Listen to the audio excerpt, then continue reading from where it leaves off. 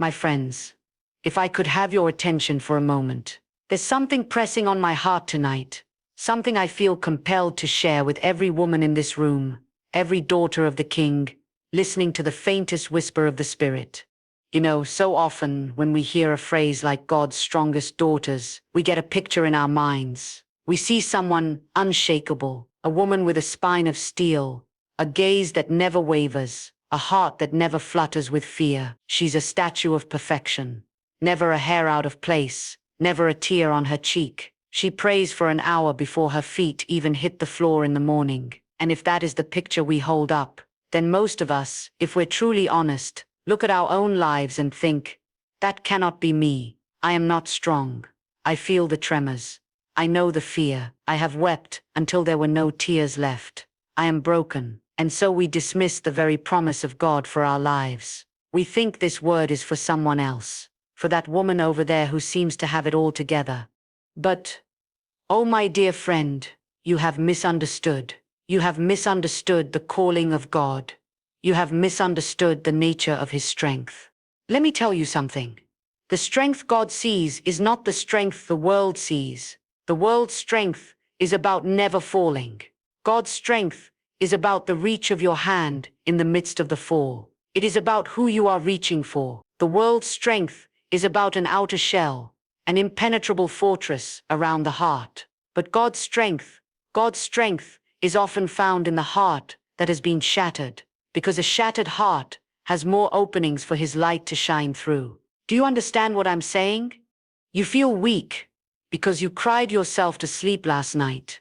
But I am here to tell you that the tear on your cheek is not a sign of weakness. It is a sign of engagement. It is proof that you are in the fight. You are feeling the battle. The only ones who feel no pain are those who are not on the battlefield at all. They are on the sidelines, spectating. But you are in the thick of it, and you are still standing. That is strength. You feel weak because you prayed, and your voice shook. You whispered, God, I don't understand. Help me. And you thought that shaky prayer was too small, too frail, too full of doubt to be heard. But can I tell you what heaven heard? Heaven heard the most powerful prayer of all. It heard a prayer of raw, honest, desperate dependency. It was a prayer that did not rely on its own eloquent words, but on the mercy of the one who hears. That prayer, that very prayer you thought was too weak, moved the heart of God. It showed Him that you know in the deepest part of your soul that your own strength is not enough. And that, my friend, is the prerequisite for receiving His. God's toughest battles are not given to those who are already perfect. They are given to those He has been preparing. He doesn't look down from heaven and say, look at her, she never stumbles. I will give her the hardest task. No. He looks with eyes of infinite love and sees a spirit that despite its tremors has said yes to Him 1,000 times in 1,000 small ways. He sees a heart that, though it may be frightened, is still inclined toward Him. He sees the potential for resilience that He Himself planted there. He sees a will that can be bent to His purpose, not because it is rigid, but because it is pliable in His hands. This battle you are in, you must not see it as a punishment. You must not see it as evidence that God is angry with you or has forgotten you. That is the enemy's oldest lie, whispered in the garden, and whispered still in the dark nights of the soul. This battle is a trust. It is a sacred, weighty trust. God has allowed this because He trusts you. He trusts your faith. He trusts that when everything else is stripped away, you will still choose Him. He is betting on you, not because of who you are in your own power, but because of who He is in you. He knows the outcome. He has already seen the victory. This process, this fiery, painful, bewildering process, is not for His benefit. It is for yours. It is to show you what He already knows is there. It is to reveal to you the strength of Christ that resides within your spirit. You were never meant to fight this in your own name or by your own power. You were always meant to be the vessel. The battle is the circumstance that forces you to finally, fully rely on the power within. So tonight I want you to lay down that worldly definition of strength. I want you to let go of the picture of the perfect, unflappable woman. That is an idol. Instead, embrace the truth. Your fear does not disqualify you. Your tears do not disqualify you. Your moments of doubt do not disqualify you. They qualify you. They are the very evidence that you are human, in the hands of a divine God, and that He has entrusted you with a fight that will ultimately reveal His glory in a way that easy living never could.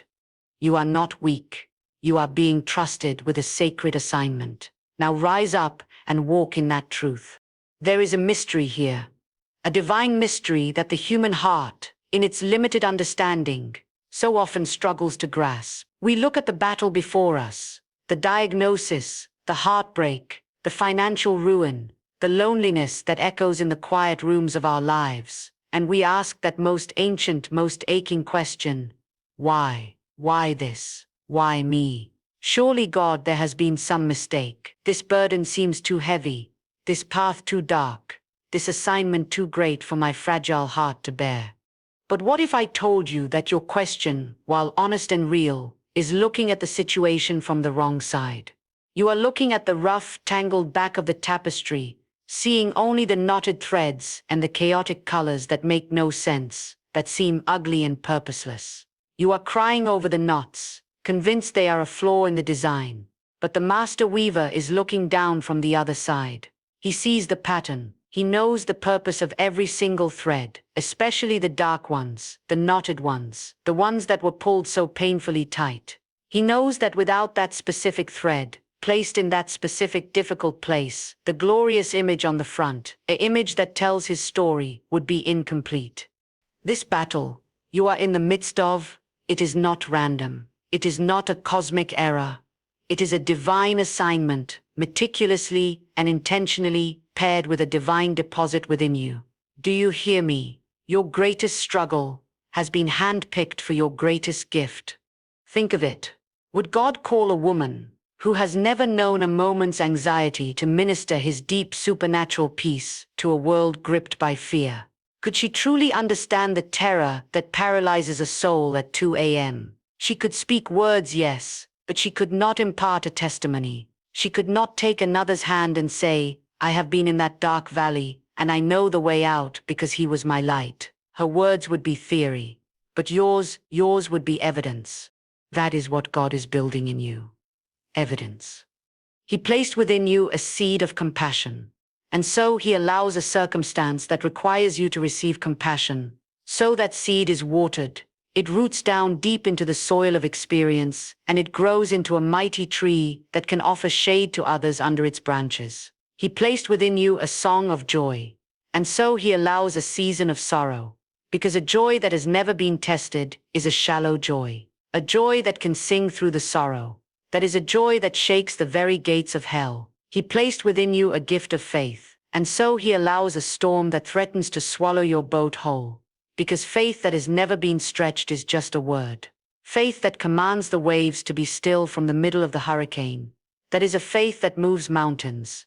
The enemy of your soul thought he was sending a death blow. He thought this battle would be the thing that finally made you curse God and die. That would finally silence your testimony and take you out of the fight. But God, in His magnificent wisdom, took the enemy's best weapon and said, I will use this very attack to forge the weapon that will defeat you.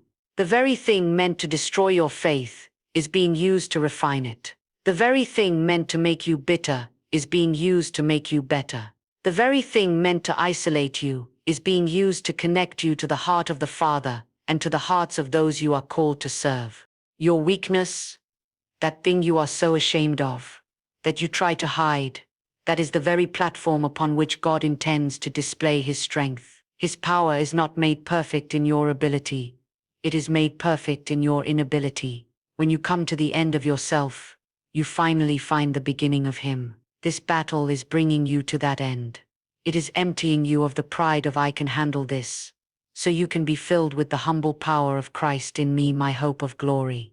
So I ask you to do something tonight. It will require a shift in perspective, a surrender of your own understanding.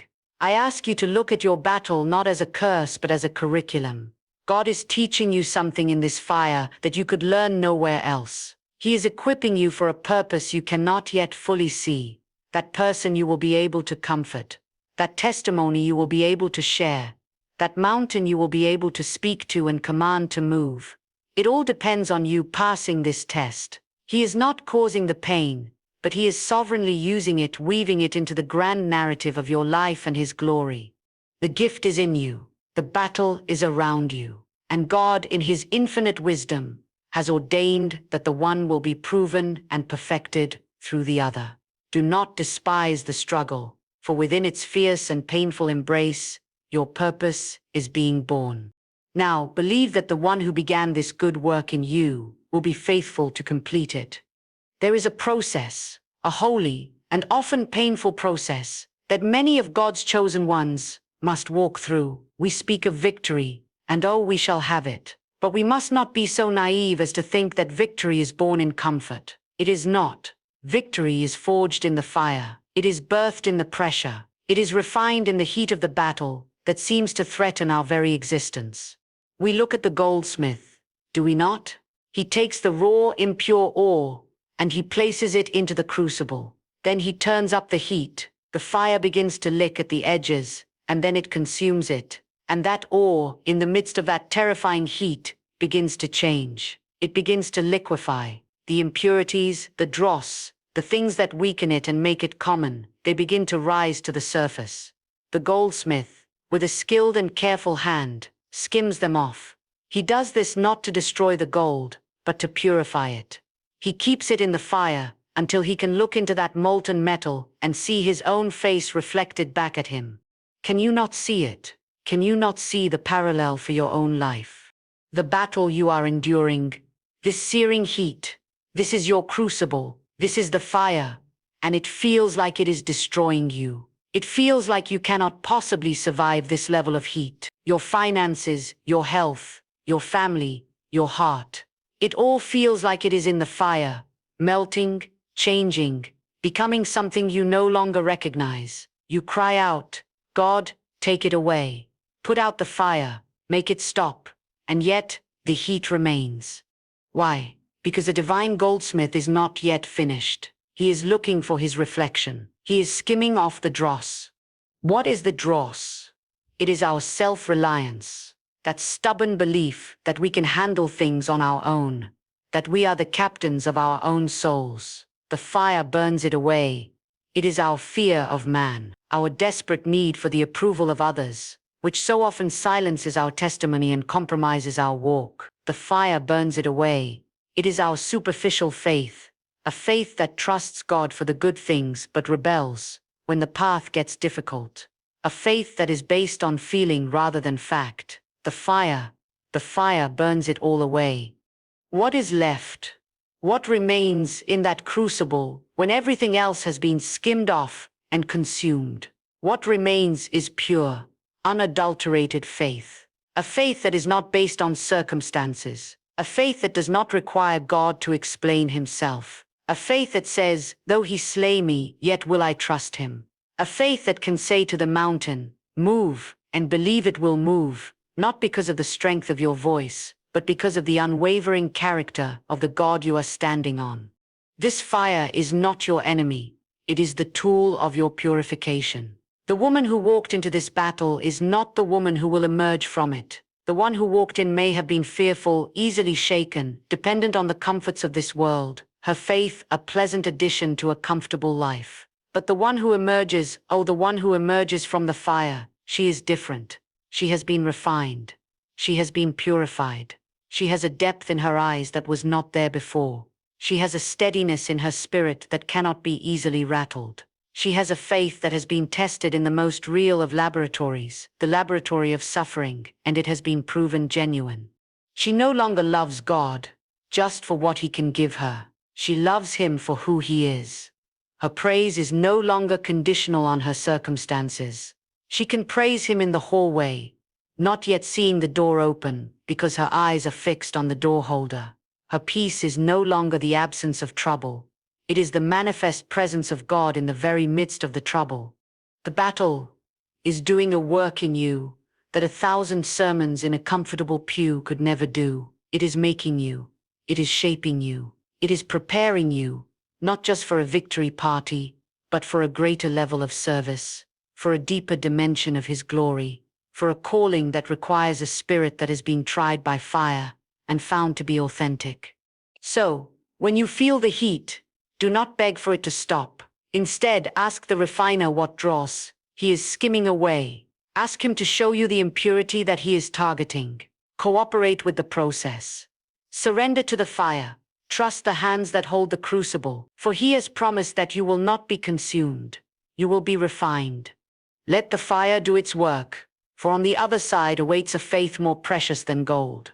And now, my dear sister, we come to the most beautiful, the most comforting truth of all. It is the truth that can carry you through the longest night and steady you in the most violent storm. It is this: you are not alone.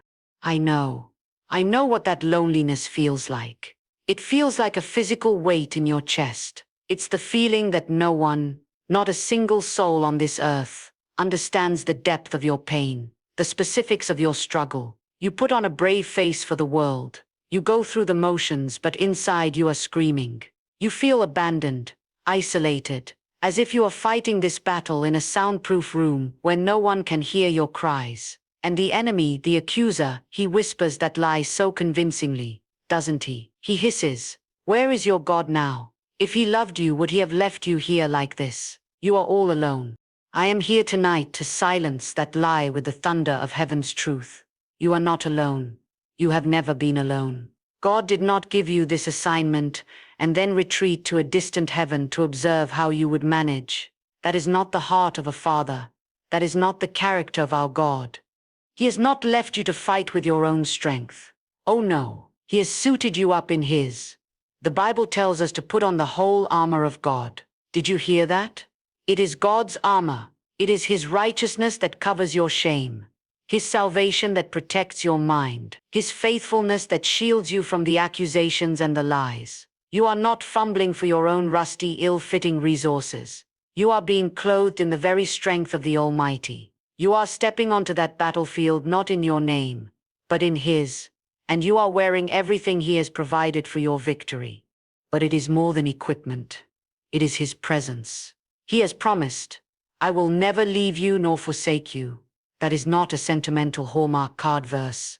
That is a blood-sealed covenant promise from the King of the universe. He is with you in that hospital room. He is with you in that empty house. He is with you in the courtroom, in the bankruptcy meeting, in the devastating conversation. He is there. His Spirit is there, a constant, abiding, comforting presence. The same Spirit that raised Christ from the dead is dwelling in you, right now, in the middle of your struggle. He is not a distant observer. He is an ever-present help in trouble. And listen to me now. Your weakness is not a liability in this partnership. It is the prerequisite for it. You see, when you are strong, when you feel capable and in control, you tend to rely on that strength. You operate out of your own resourcefulness. But when you are at the end of yourself, when you are weak and trembling, and you have nothing left to give, that is the perfect condition for His power to be made manifest. His strength is perfected, it finds its full expression, its perfect resting place in your weakness. So when you feel that you cannot take another step, it is not a sign of failure, it is an invitation. It is an invitation to stop trying to walk in your own power and to let Him carry you. It is an invitation to lean your entire weight upon Him, to stop striving and to start trusting, to say, "Father, I cannot, but I know you can. So I yield to you. I rest in you. I trust in you." That is not a prayer of defeat. That is a declaration of war. It is the moment you switch from the limited power supply of your own battery to the infinite, overwhelming power grid of heaven. This is a co-laboring. You are not a lone soldier on a hill. You are in the King's army, and the King himself is fighting alongside you. He goes before you. He hem you in behind. His angels are encamped around you. This battle is the Lord's. Your job is not to win it in your own strength. Your job is to stand. Stand firm in your faith. Stand on His promises. Stand in the armor He has provided. And as you stand, you will see the salvation of the Lord. You do not fight for victory, my friend. You fight from a place of victory. It was already won on the cross. This present struggle is just the outworking of that finished work in your life. So let the loneliness go. Let the feeling of abandonment shatter against the rock of this truth. You are not alone. He is with you. Now lean back into his everlasting arms and let him fight for you. There is a purpose in your pain that is so much bigger than you can possibly imagine. We are so often trapped in the small, confined room of our own perspective, staring at our four walls of suffering, convinced that this is our whole world. We see only the battle, the wound, the loss. We ask God, why would you allow this? What good could possibly come from this? And because we cannot immediately see an answer, we assume there is none. But God sees from a vantage point of eternity. He is not confined by time or space. He sees the end from the beginning. And my dear friend, he is not wasting a single moment of your suffering. He is not wasting a single tear. He is collecting them all, every one, and he is using them to water a garden you cannot yet see. This battle you are enduring is not just about you. It never was. It is about the multitudes who are watching you walk through it. Your life is a living epistle, known and read of all men. People are not always listening to your words, but they are always, always reading your life. They are watching to see if your God is real. They are watching to see if your faith has substance, if it can hold you up when the bottom falls out. And a faith that has never been tested cannot be trusted. But a faith that has been through the fire and come out still praising. That is a faith that demands an explanation. This trial you are in, this is where your testimony is being written. Not in the good times, when the sun is shining and the birds are singing. Anyone can sing then. But to sing from the depths of the pit, that is a song that heaven leans down to hear, and that hell trembles to hear. Your victory, when it comes, will not be a private victory. It will be a public testament to the faithfulness of God. It will be a light that you can hold up for others who are stumbling in the same darkness you once knew. Think of it. That woman sitting next to you, behind you, in front of you, she is facing her own battle. And one day, perhaps tomorrow, perhaps next year, she will be on the floor, broken, and she will think she is the only one. She will think no one could possibly understand. And then, the Holy Spirit will bring you to her mind. He will remind her of the story she heard, of the woman who walked through the fire and was not burned, of the woman who faced the flood and did not drown. And your story will become her lifeline. Your testimony will be the survival guide that she clings to. It will give her the one thing she desperately needs in that moment, hope. The hope that says, if God did it for her, he can do it for me. Your pain has the potential to become someone else's comfort. Your mess is being transformed into your ministry. The very thing the enemy intended to use to silence you forever, God will use as your megaphone to speak to a hurting world. The depth of the valley you have walked through will determine the height of the platform from which you will speak. But you must be willing to share it.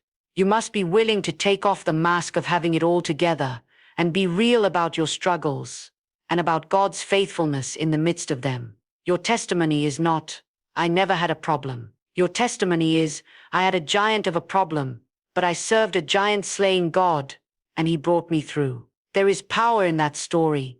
There is life in that story. God is building a legacy through you.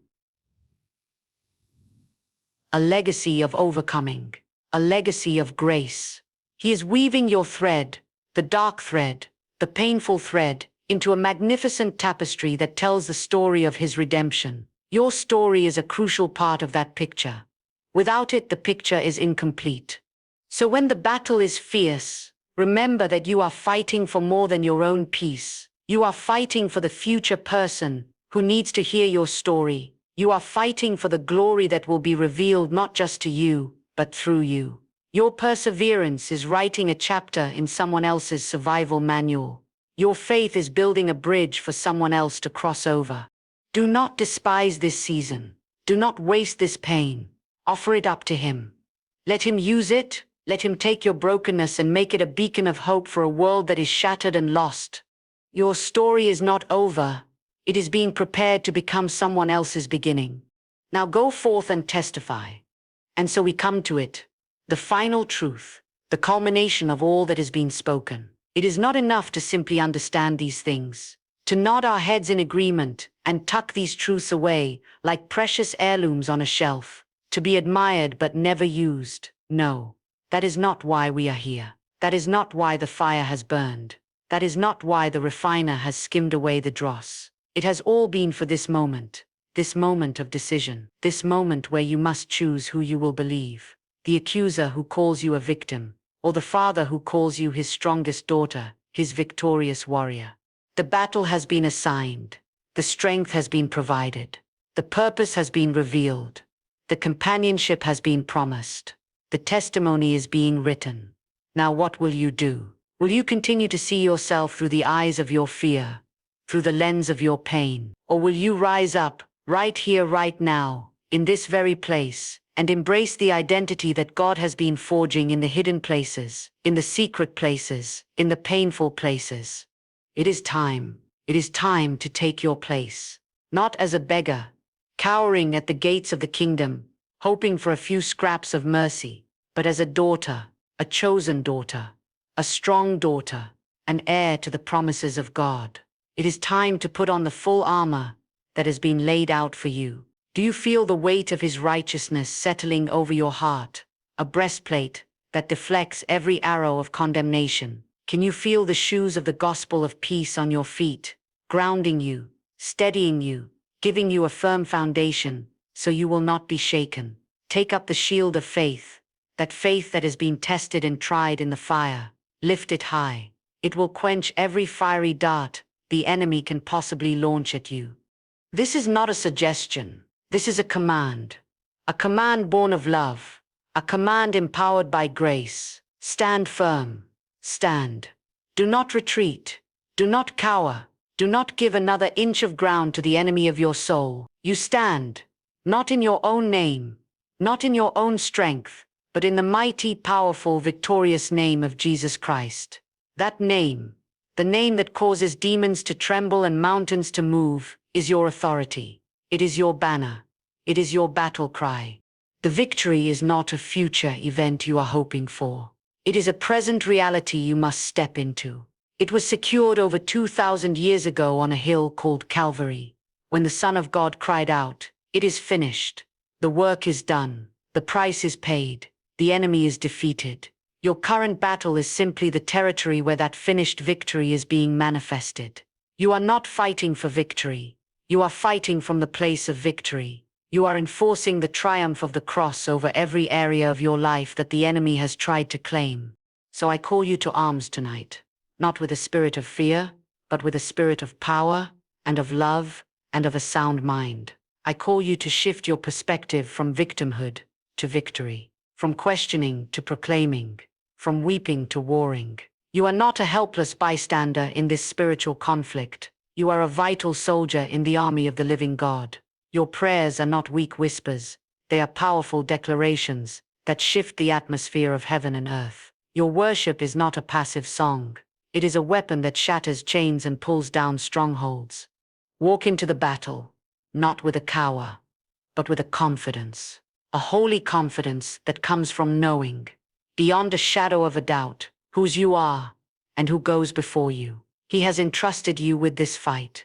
Now stand up in that authority. Claim his promises. Speak to that mountain. Command those circumstances to align with the truth of God's word. Fight the good fight of faith, not with human strength, but with divine power, knowing that the one who called you is faithful, and he will do it. The world is waiting.